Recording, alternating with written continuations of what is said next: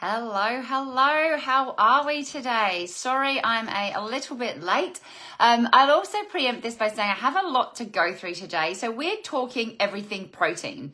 Why is it important? Why should you care about it? How is protein potentially the key to the weight maintenance or the weight loss that you're seeking? Or if you're simply looking for improved energy and improved focus and mental clarity, protein could also be your key here. So if you've ever wondered, why is protein important? Why should I even care about protein? Is there different types of protein? Are different protein sources better than others? If you've ever asked yourself any of these questions or found yourself asking what foods is protein in, then I'm going to answer all those questions today. So please let me start by saying, let me know in the comments if you're joining me live or on the replay by typing that in the comments.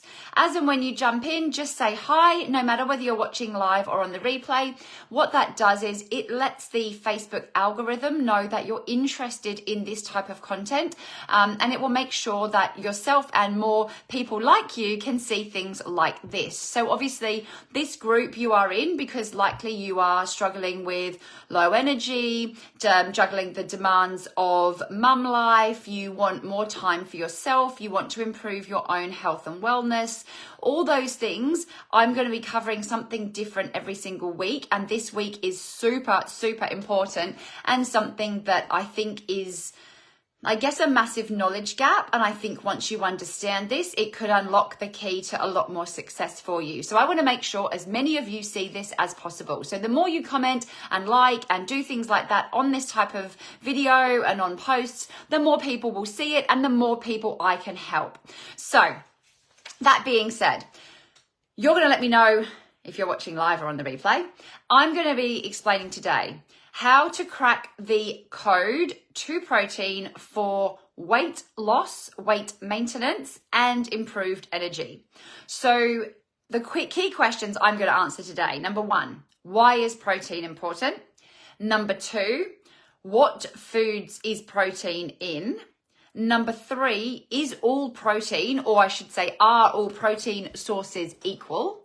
And number five, are there different types of protein? So I'll answer these questions and more. Now, I'm going to have a quick look at my notes from time to time because I don't want to miss anything.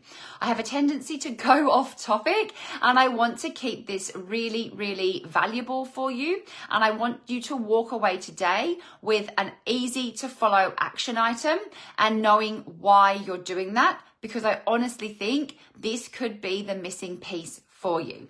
So let me know if you have any questions related to protein, or if you are struggling with your energy levels. Maybe you have an energy crash late in the afternoon.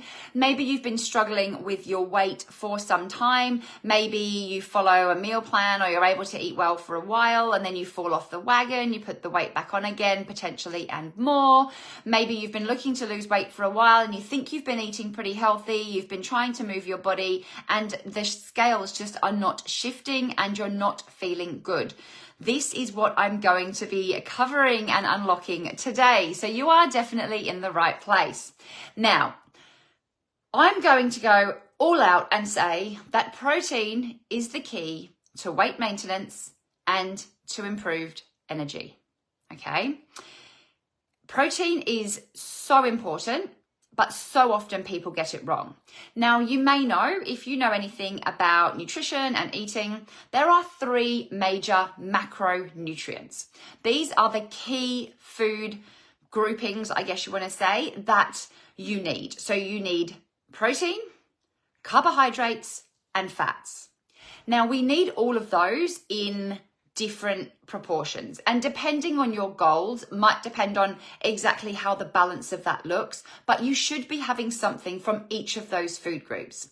I know carbohydrates are often demonized in the fitness industry because carbs are bad and you're going to get fat, you're going to put on weight, but that's not true.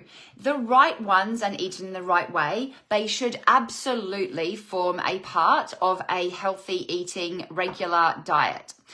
The same with fats. Obviously, there's a different type of fat in, say, chocolate and cookies than there is in, say, an avocado or fish or some nuts. We need those good fats, the omega-3s. Those types of fats are fats we absolutely need to keep our body operating optimally.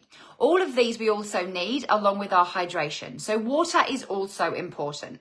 But I'm going to be talking today about protein. Now, I'm not saying that the other macronutrients are not important, because they absolutely are, and maybe I'll do a bit on them, but I find the protein is the one that's more often gotten wrong. What's likely to be happening is you're either not eating any carbohydrates or eating too many carbohydrates, but I'll kind of touch on that today as well. And then after the macronutrients, you have your micronutrients, and they are also super important. So in order to live a balanced, healthy life, you do need those as well. And we're talking about things like your vitamin Bs, your zinc, your magnesium, potassium, all those types of I guess, vitamins and minerals. They are important. And if you eat a balanced diet, I find it easier to focus on the macronutrients. The micronutrients will kind of follow. You can get your micronutrients right, but if the macros aren't there, it's not going to work. Okay. So I want you for a moment to imagine that you wake up with energy, focused, and looking forward to the day ahead. How good would that feel? That could be how you feel if you get your protein right. There's something to think about. Now, here is why that is the case. Protein does a couple of major things. Protein helps to stabilize your blood sugar. So it avoids that massive up and down energy spikes that you tend to get throughout the day if you don't have enough protein. Protein also helps your focus, so you are more likely to be more focused and get more done during the day. So that's important, because if you have a small window of time, I'm in the same boat, children either go to school or daycare or something like that, you have a small window to do productive things. You are more likely, if you are more focused and you have more clarity and your mind is switched on, you are more likely to get more done in that time. So you're able to head to bed earlier, you're able to do other things to relax, because it's not taking you, that one task that might take you 3 hours might take you 2 hours if you are more focused and your brain's switched on and working as it should.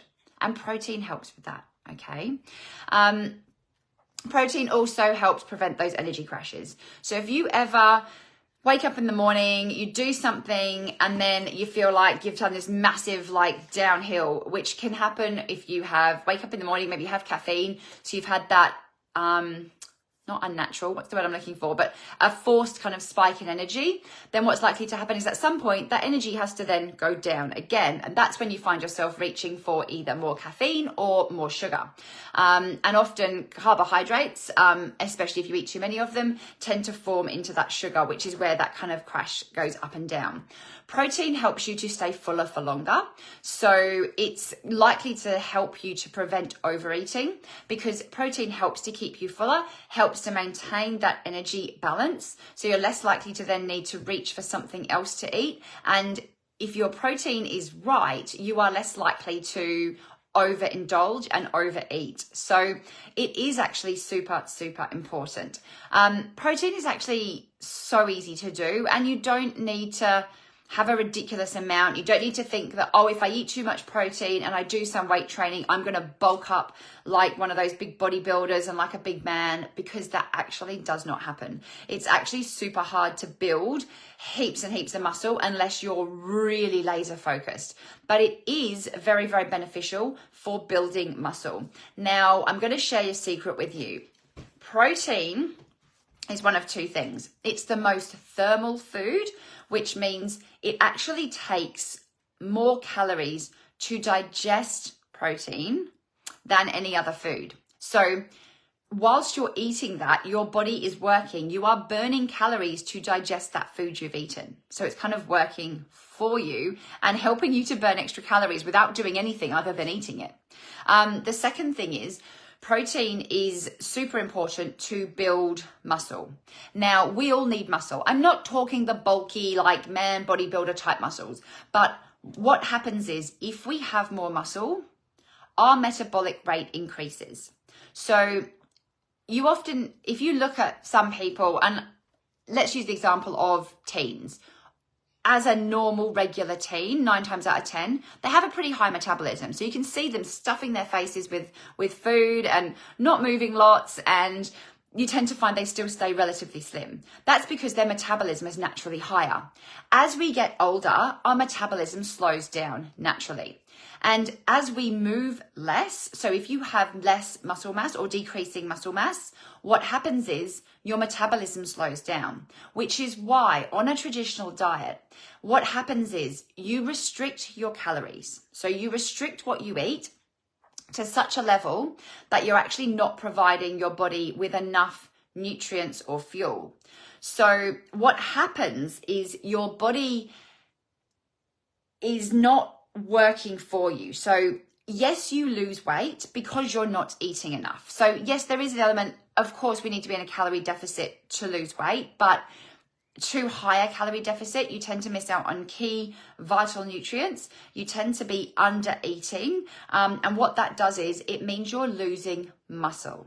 You lose some fat, but you lose muscle. What you want to be aiming for is losing fat and gaining muscle, because let's say, I'm going to use this example because I get this all the time. The scales haven't shifted. I haven't seen them move. I've done all this work and like I've lost 1 kilogram or 1 pound, depending on where you're from. Or you've managed to lose, a certain amount of weight. So you've managed to lose your 5, your 10 kilograms, and then you've stopped your rigid, strict eating plan, and before you know it, you've ballooned back up again. And you think, why? It's not fair. How come she can do it and how come I can't? Because what's happening is when you're restricting your body to such an extent, you are losing muscle and fat. And when you lose muscle, your metabolic rate decreases. So the amount of calories that you need to eat to maintain your weight decreases. Okay, is this making sense? Say metabolic rate in the comments if this is making sense, or just give me a thumbs up or say making sense, okay? So let me explain. If say you need 2,000 calories, okay, to maintain your weight. So we all have a certain amount of calories that we need just to survive, to breathe, for your body to do what it does without any form of movement or any form of food or anything. Your body naturally has a certain basal metabolic rate that occurs, okay? So let's say that's 2,000 calories, right? So then when you do some form of exercise or movement, you burn some calories. So say you burn, 200 calories, right? So then you need 2,200 calories, okay? Now, obviously, if you're eating 2,200 calories, you are maintaining that weight, okay? If you eat a little bit under that, so say you go back to eating your 2,000 calories, you're going to lose weight because there's that 2,000 calories, those 200 calories extra that you're burning that you're not eating, okay? That's a good thing. But if say you do that, let's use that 2,000 again, is just your basal metabolic rate. Even if you don't do any exercise, say you decide to eat 1,200 calories, which has been sprouted in lots of places as the magic number. I don't know where it came from to lose weight, okay? It's one of several things. One, it's way too low. 800 calories less than your basal metabolic rate is crazy. If you even go for a little walk or do any form of movement, play with your kids, run around, pick up a load of washing, you're already above that 2,000, right? So you're massively, massively under eating, okay? And what that does is your body doesn't have enough energy to do those activities. So you're going to feel tired. You're probably going to be super grumpy. You're going to be super frustrated. You're probably going to be obsessing about food because you're constantly hungry. And your body is actually eating the muscle to get the energy and the calories that it needs to just function. But what that means is it's also then dropping your basal metabolic rate. So instead of having 2,000 calories by doing nothing, and then anything you exercise on top of that is a bonus, maybe you've dropped that down to now 1,800 calories because you've lost some of that muscle. Your basal metabolic rate is now 1,800 calories. So when you stop that 1,200 calorie diet and you start eating again, you go, well, cool, I'm at 2,000 calories. Guess what? You're now eating above your basic metabolic rate. You've decreased what you're able to have. And as a cycle, as a yo-yo dieter, over years of doing this and years of not putting the right things into your body, what you're doing is you decrease the amount of food that you're able to eat to just maintain that weight. Does that make sense? Whereas protein builds that muscle. So you may go from a basal metabolic rate of 2,000 to 2,500 or something, 2,200, okay? So you now need to eat, by eating the same amount, but making sure it's protein rich, your body is working more efficiently and more effectively for you. So you're now able to lose weight by eating that same amount. That's pretty cool. And you haven't done anything for it, if that makes sense. So by eating protein and moving your body, you are massively helping yourself to maintain and most likely to lose weight, often without actually trying. You're not starving yourself. You're not doing some ridiculous diet. You're not doing something that you can't sustain for a long time. By simply focusing on your protein needs, you are massively going to be helping yourself. Okay, so let me explain how this works. Actually, let's start this first. Okay. How much protein do you need? I don't believe in calorie counting. Yes, it can work, definitely. And ultimately it comes down to calories. I get that, right? But for most people, trying to count calories is a nightmare. I don't know about you, but as a busy mum with so much going on, I do not have the brain power to worry about the calorie content of my food. It's too hard. It's also often massively inaccurate. If you look at, I don't know, MyFitnessPal or go online, Google something, if you try and look at the calorie content of an avocado or a piece of chicken, of whatever, you're likely to find such a wide range of calories. It's actually really hard to be accurate. And who has time, honestly, to weigh all their food? Yes, you may be able to do it for a set period of time, and it can be great to kind of get an understanding of what that food should look like. So by all means, feel free to kind of weigh your food and do that for, a week or two to get an understanding of what does that look like for you. But long term, it's too hard. You're going to go to a restaurant and pop out your scales and go, okay, I'm going to eat all this.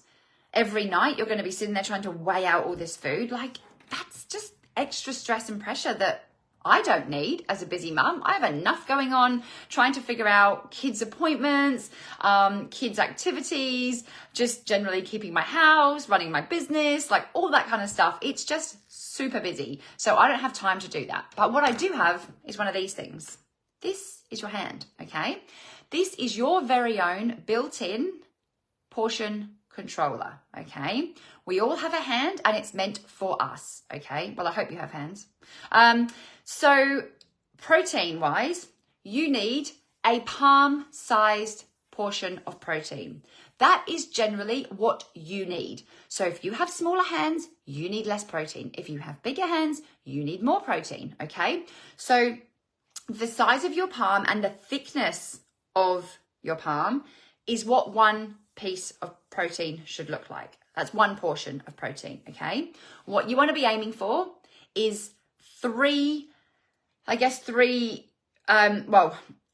to 2 palms of protein with each meal. So let's say 3 times a day, so breakfast, lunch, and dinner, you want to be aiming for 1 to 2 palms of protein, okay? Now I understand stuff doesn't come looking like that, most stuff doesn't come, but just bear with me for that moment. That's about how much you need, okay? So good sources of protein could be some chicken, some fish. Fish also has the benefit of good fats in it. Could be some egg. There is so many good sources of protein. And there's, I guess I need to say, some protein is better than others. Not because I think something's better than something else, but the way your body is able to use and absorb the protein within the food you're eating can make a difference. So protein is in lots of foods. So if you look on the side of a jar of, I don't know, say peanut butter, right? It has a protein amount, yeah? And that might say, I don't know, I don't know, 3 grams of protein or whatever, right? There is protein in it, but it is not a source of protein. It happens to have protein in it. The primary thing in peanut butter is fat, okay? Because it's got those nuts, right? It's going to be fats. It's probably also fairly high carbohydrate content, right? Same thing goes with a lot of your beans. If you look at those, they do have protein in them. So they definitely have protein. But protein is probably a smaller portion than what carbohydrates are. Does that make sense? So you have to eat a lot of carbs to get your protein. The protein is also less readily digestible and usable by your body in these forms. The most effective forms for you to be able to metabolize and use that protein is animal protein. So we're thinking things like meats, fish, eggs, dairy. That's the best way to access the protein that's in those things. And if you look at, let's say, a chicken breast, the primary macronutrient that exists in chicken is protein. It's not carbs, it's not fats, it's not something else. It has a little element of those in it, but the primary thing is protein. So if you're ever looking at the side of a packet and you want it to be a good source of protein, protein should be the number one, should be higher than the carbohydrate or the fat content. Does that make sense?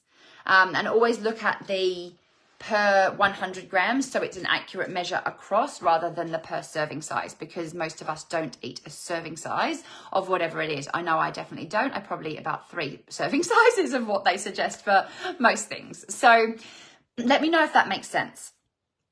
So you want the protein to be the major thing in that food. And the easiest way to get this is through meat. Now, you can do it if you are vegetarian. It just becomes a bit more challenging. And traditionally, to get the level of protein that you need on a vegetarian diet, you tend to have to eat a higher carbohydrate content of food. So quinoa is a great example. It's often in health foods. It's one of the, what's it called? The like superfoods that they talk about. Oh, you should have quinoa. It's amazing. Yes, it's a healthier source of carbohydrate. Yes, it's good for you, but it's very heavy on carbohydrates and it does have protein in it, but protein is not the major source of that. So to get your protein needs from something like quinoa, you need to eat probably in one meal to get your protein requirements for your 1 to 2 like palm-sized protein requirements. You probably need to eat about 2 to 3 times your recommended carbohydrate intake for that meal. So within one meal, to get your protein needs, you've probably eaten the majority of your day's worth of carbohydrates. So if you're struggling to lose weight and you're getting your protein from other sources, things like peanut butter, quinoa, other things that you're like, well, there's protein in this, that's great. There is protein in it. There's protein in lots of foods, but how much protein is in that food? Is protein the primary ingredient? And are you getting the right amount? Now, quite a few of us eat good protein at dinner time. Traditionally, you have, I don't know, a steak with some potato and some vegetables. Absolutely fine. That's great. But often we maybe don't do the same at lunchtime and maybe not at breakfast. Maybe you start the day with a piece of toast, which again is a carbohydrate. It doesn't have any protein in it. What I would suggest focusing on is focusing on trying to get your protein intake up at your meal times. Okay, it's an easy thing to do. And using your hand. So what you should have is your palm for your protein, a cup size of carbohydrates, and your thumb's worth of good fats. Okay, using your hand. Your hand gives you the best portion, I want to say, of what you need. So for women, you need 1 to 2 of these. For men, you kind of need 2 to 3 of these per meal. So men generally need 1.5 to 2 times what women need of protein, just because there's a difference between men and women. So obviously I'm talking to you and I'm assuming you are female. But if you're talking about or trying to make food for your partners, they may need a higher protein need to meet their protein quota. Okay, so bear that in mind. Traditionally, it's really, really easy to get that. You can go to most restaurants, you can eat out, you can make really quick, easy meals to get that protein in. It does not need to be complicated. Eggs take 5 seconds to make. You can make a smoothie, add protein powder to it. You know, it doesn't need to be hard. It doesn't need to be difficult. Make it easy for yourself, but make sure it's a good source of protein. I think that's where most people go wrong. They think that they're eating enough protein because protein is in the food they're eating, but it's not the major thing. They're also eating a huge amount of fats, even if they're good fats. There's a high calorie content in good fats, things like nuts, avocados, some, oily fishes. Sometimes if you eat those things, you can overeat good fats. Also, carbohydrates, you can end up overeating carbohydrates to get enough protein. Or what you're doing is to get the meal to look the right way and the amount of food you can actually eat, you're not actually then meeting your protein needs. Does that make sense? I go into this in a bit more detail in my program and give you a couple of suggestions of recipes and meal plans that you can use to get you started. And like I said, what I recommend is finding out what your basal metabolic rate is, because that will be telling you your approximate calorie needs for the day. So just to give you a general understanding. And if you get a scan of some sort, there's a DEXA scan that basically tells you how much of your weight is made up of muscle, which is your muscle mass. You want to be increasing that. That's good. How much of it is made up of fat and how much of it is water, because often we retain a lot of water. And again, if you eat a lot of carbohydrates, a lot of that tends to be water retention. So if you eat a lot of carbs, your body retains water. So some of that weight you're carrying around is simply water weight. Okay. So the actual number on the scales is less relevant, but how that is made up is super relevant. So you want to be increasing your muscle mass, okay? So you want to be building that muscle because, like I said, it's metabolically good for you. It's helping you to maintain and to lose that weight. So let me know if this is making sense. I've gone into a lot of detail today and I don't want to confuse you, but I want to let you know how important it is. And if you've been struggling or been on that yo-yo up and down, protein could really be the key. So what can you do about it? Okay, what I want you to do is, as an action point for today, I want you to make one meal that meets your protein needs. Okay, breakfast, lunch, dinner, doesn't matter. Make one meal that meets your protein needs. And I'd love you, as a bonus, to try a new protein source. Try something different to what you've normally eaten. If you're fairly open to what you eat, maybe you could try some, something that you haven't normally eaten, maybe like kangaroo or wild boar or something like that. Just try a different protein source and see how you feel on it. And I always encourage my clients to keep a bit of a food diary in terms of how do they feel. If you eat something and you feel bad or low on energy, maybe that's not the right food for you. If you eat something and you're feeling good, maybe that's a good food for you. Now, obviously, this is potentially over a period of time. You need to look at some other factors, but it's a really good way to dive into it because we are all different. And just because I say, oh, you know what, I love chicken, I eat so much chicken. Maybe chicken for you, maybe you don't like chicken. Maybe you just, the thought of it turns you off. You don't like eating it. Cool, you don't have to eat it. There is so many ways to get your protein intake and your protein needs. Make it work for you, what you enjoy eating, how much time you have, and it doesn't need to take a long time. I love tinned fish if I want something really quick and easy. I do have tinned tuna, but be careful because there is high mercury levels and content in tuna. So it's okay to have 2 or 3 times a week, but you don't want to be having it kind of every day or twice a day because it will potentially have a negative impact. But it's like anything. Too much of one thing is not generally a good thing. It's good to vary it up. So I want you to take the action point away of just making one of your meals meet your protein requirements. Once you have that down pat and that becomes the new norm, then you can increase it to a second meal and then to your third meal. Okay, most of us have 3 meals a day. It can be really useful also to think about adding protein to any snack. So anytime you eat something, try and have protein with it. So if you're having a piece of toast, add a bit of ham to it. You know, like add some cottage cheese, like add an egg to it. Instantly, it makes it a more well-rounded meal, okay? So really what snacks are is just a small version of a meal. They're not, a snack isn't, although my daughter would disagree, a snack doesn't have to be chocolate, biscuits, you know, salty chips, something like that. That doesn't have to be a snack. A snack is merely a smaller version of your meal. So what I quite often do is I separate my lunch into 2, and I literally eat lunch early and then eat lunch a little bit later. It's the same thing. I've just divided it into 2 portions because ultimately a snack is just a small meal. So I'm having my breakfast, I'm having a small snack, I'm having another small snack, and then I'm having my dinner. Like that's kind of where it goes. I may have another tiny snack in amongst that, some homemade protein balls or something like that. But pretty easy. Like it doesn't need to be complicated.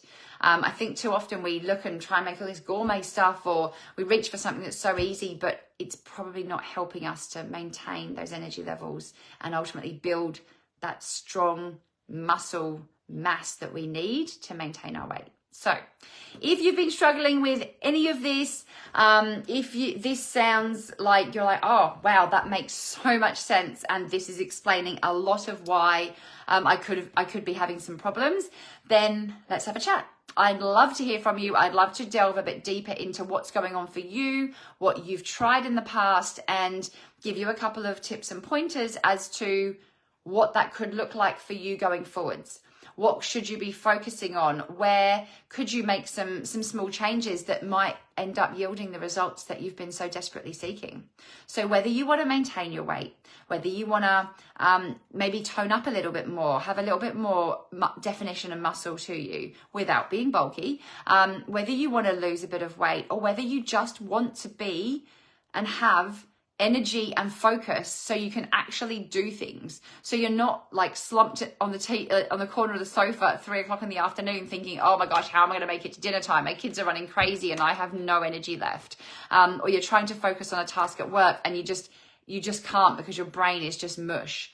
If that's you at all, then let's book in a call, have a chat, and I'm more than happy to share some tips and tricks that may well work for you, find out where you're at, and give you some things that you can try that I suspect might end up working for you pretty well. And it doesn't have to take a long time. We could see results as quickly as a week or 2, you know, like just start making a few small changes and you could see those energy levels increase. You could be excited to wake up. You're not going to have the energy crashes. You might start to see some changes to your body shape. You never know. What have you got to lose? So if you think that this is helpful, let me know in the comments if you try any of this. Please do try those 2 action points, getting at least 1 meal that meets your protein needs and trying a new protein source. I would love to know how that goes for you. Write in and comment back. Come and find this video in a week or 2 and go, oh my gosh, I tried this. It was amazing. I love to hear good stories about that. Or let me know if you found it hard, like, oh, I can't do this, or I'm really confused. I don't know how to get that in. Again, I'm happy to help you. And if you want more personalized support and advice and accountability, book in a call with me. Reach out to me. I'm more than happy to have a chat, and that's ultimately what I'm here for. Thank you so much. Enjoy the rest of your Tuesdays or your Monday nights, I think, if you are in the UK, and I will see you online again soon. Thank you so much for tuning in.